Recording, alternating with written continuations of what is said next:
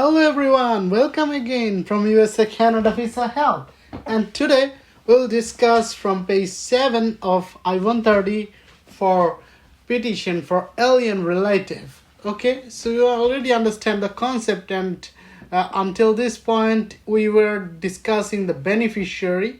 So for beneficiary information, you have provided your spouse information here, and then if you have more spouse than here, and then start with children. So if you have one spouse, put here, another spouse, put here. If not another spouse, then first child and then second child here. And if you still have more children, so you need to go to page 7 and put on this place and this place.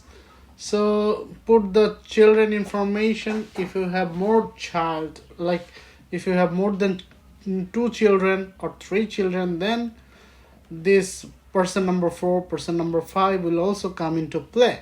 But if you only have one spouse, so this is only the place you need to fill out your spouse name, relationship, date of birth, country of birth, and that's it. Only one spouse and no children, so that's it. But if you have 2 spouse, 2 children, so first spouse and then second spouse in person number 2, and then in person number 3 first child, and then in person number 4 second child. So understand, first put spouse and then put children information one by one. Okay, so I would prefer the most senior, then a little younger, and then younger. So try to maintain a serial so that it is convenient. Okay, so that it looks good. Okay, and then beneficiaries entry information. Was the beneficiary ever in United States? So you will answer yes if you have ever entered United States legally or how, in whichever way. So if the beneficiary is currently in the United States, complete items 46A to 46D. So if your beneficiary, so not the petitioner, not the citizen himself or herself, the beneficiary is already in the United States.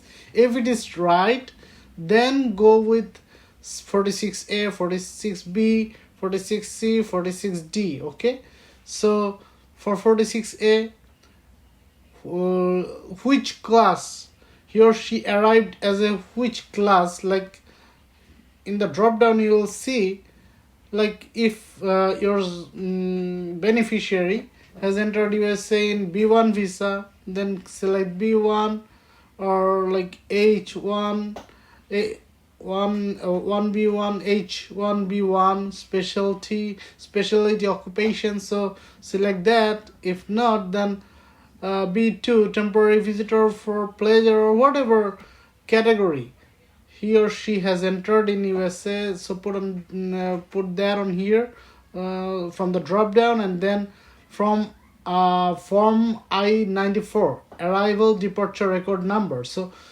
if your beneficiary has entered United States, the customs generates an I-94, and that I-94 has a number which is called I-94 arrival departure record number, which you will find on I-94. That is a pretty simple thing. Okay, and then date of arrival, so follow this format, month, date, year. Okay, so year for 4 digits here. Okay, and then date authorized stay expired, date authorized stay expired or will expire as shown on form I-94 or form I-95. Okay, or type or print DS for duration of status. So there are multiple situations, like for some visa categories the date expires and that there is a definite date, but in case of some other visas like F1 visa or F2 visas, there are kinds of visas where customs do not put a definitive date, rather they put D/S. Okay, So, or type or print DS for duration of status. If customs has put D oblique S, then or DS whatever, you write this thing D oblique S, like D type or print. Okay, so here, okay, so only numbers, so it says only numbers, but still if you take a printout copy and then write by hand, it's also the same thing of print typing. Okay, so you cannot select anything from here because sorry, it should be here, but still here the same way it's not letting you write d oblique s or type or print d oblique s. Okay, so you have to understand this. Either there will be a date or d oblique s, and then passport number. Beneficiary has a passport number, right? So he has or she has to put that information here, and then right side travel document number. So travel document number is like a number that is also the passport number for some countries. So you have to write that thing here, travel document number. If you have a specific travel document number, so put on that. Alternatively, you can, so if you have given the passport number here, you do not need to put any other number here if you want to go with the passport number, because passport number and travel document number are the same. But if you are using a green card has, like, people who have green card or any other document, then those things or those cards have a different travel document number, which is not the passport number. So passport number and travel document number are the same, but some countries have different documents, like green card for US, and some other countries have some other kinds of documents where there is a travel document number and that is different from passport number. Okay, so you can put on that, but you do not need to go through those different things. So you can also use passport number here. This is not a big deal. Okay, now country of issuance for passport or travel document, and passport itself is a travel document, so you can obviously write passport number here again, so the two times you are writing the same number. Now country of issuance for passport or travel document, so the country where it was issued and expiration date for passport or travel document, so give the expiration date of your passport or travel document. And then beneficiary's employment information, so where was the beneficiary employed previously or currently, so those types of information. So name of current employer, here the current employer. Okay, and the street number of the employer, apartment. So this is just an address and this is a formality, so this is not a big deal. Just go and fill out this information from your employer's website or somewhere where the exact information can be found. Additional information about beneficiary. Was the beneficiary ever in immigration proceedings? So if your if your beneficiary had ever faced like a problematic situation in immigration, for example removal, rescission, exclusion or deportation, or other judicial proceedings, so those are the bad things of immigration and called immigration proceedings. So if the beneficiary has ever faced kinds of things, then the information need to be filled out here. For example, you have to tell yes, your beneficiary was in immigration proceedings, and what kind of immigration proceedings your beneficiary faced. So you have to select that as well. And then city or town, in which city it happened or in which town it happened. So also mention that. And then state, which state this thing happened. So mention that as well. Okay. And then the date when it was happened, like when the removal of your beneficiary or exclusion or deportation or other judicial proceedings or rescission, those happened. So date. Okay. And then information about beneficiary continued. Okay. So if the beneficiary's native written language doesn't use Roman letters, type or print his or her name and foreign address in their native written language. So here, for example, if for India, Hindi is the written language, right? So, and also like for Bangladesh, Bangla, for Pakistan, Urdu, those are the native written language. So those languages do not use Roman letters. Or for Chinese people, Mandarin or Chinese. So those do not use those native written languages do not use Roman letters. So what happens? You have to type or print here the things in your native language, native written language, like Hindi, Bangla, Urdu, or Korean, or whatever is your native language, if it doesn't use the Roman letters. So what do? You write down in your native language. Okay, you understand this information.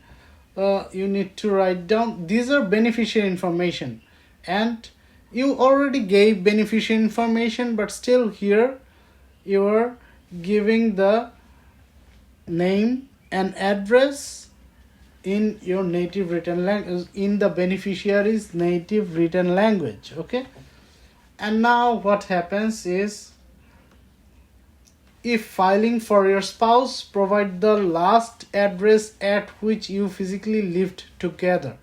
If you never lived together, type or print never lived together in item 59A here.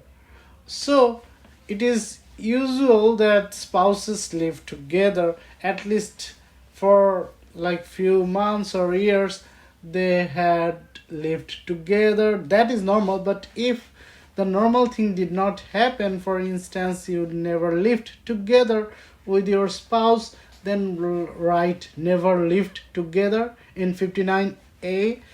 Otherwise, fill out the last address where you people lived together, you two lived together, you and your spouse. Okay.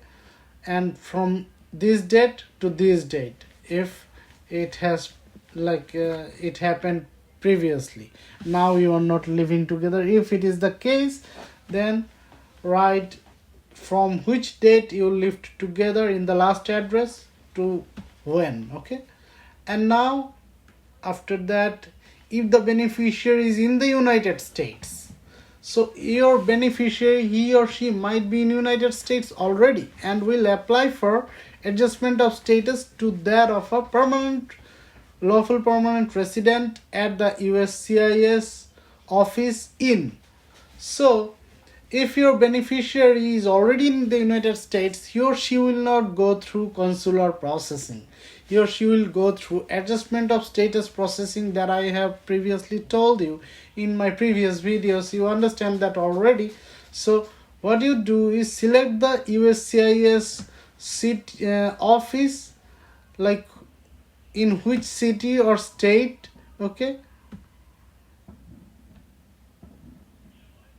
You write down the city of the USCIS office location where you will do adjustment of status for the beneficiary, because the office address is required. You see, information about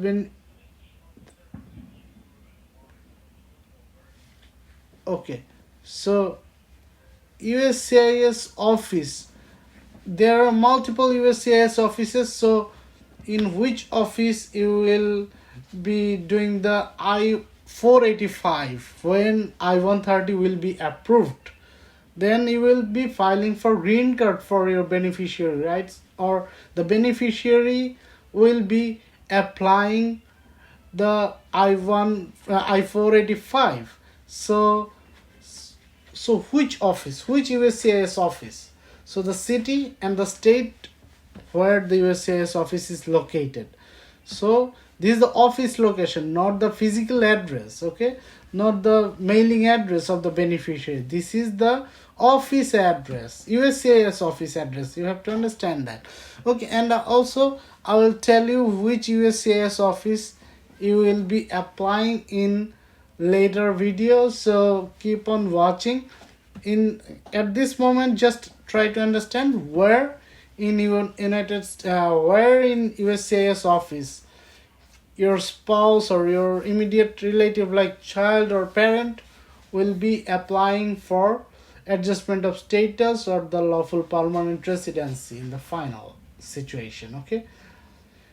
And then another way, the beneficiary will not apply for adjustment of status in the United States, but he or she will apply for an immigrant visa abroad in the at the US Embassy or US Consulate in which city, which province, and which country, and the country, okay? So if your spouse or your parent or child, the immediate relative, is not already in the United States, so what happens is he or she goes through consular processing and write down the city, state, and country's name here of that US Embassy office or US Consulate, okay? Okay, so choosing okay.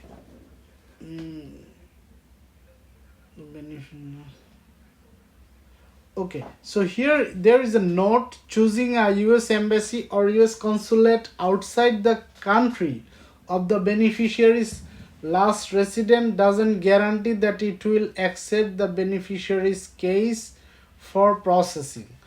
Okay, so if you choose that the beneficiary's consulate office outside the country of beneficiary's last residence, that will not guarantee that it will accept the beneficiary's case for processing, because the US consulate will accept a case only if that address or the beneficiary's residence is in that country. Outside of that country of residence, it is not really very likely that US Embassy will accept the case. Okay, you understand that? So it is important to be selecting or choosing the US Embassy office of the last residence of the residence country, okay? Beneficiary's last residence. Okay, so this should be the home country. All right, normally it should be the home country, or elsewhere it is also possible, like the beneficiary is not in the home country, has been living in another country as a permanent resident or in another visa or something, or studying or something. So that country is the last residence at this moment, and it can be possible that that country's US consulate or US embassy will take the case for processing. But outside the last residence, it is not going to be guaranteed that US embassy will be accepting the case. Okay, you understand what I'm saying? It's not pretty difficult, it is very easy to understand. So other information: have you ever previously filed a petition for this beneficiary or any other alien? So if you have ever petitioned for this beneficiary, then select yes. Also, if you have petitioned or if you have filed a petition for any other alien, then also you have to select yes.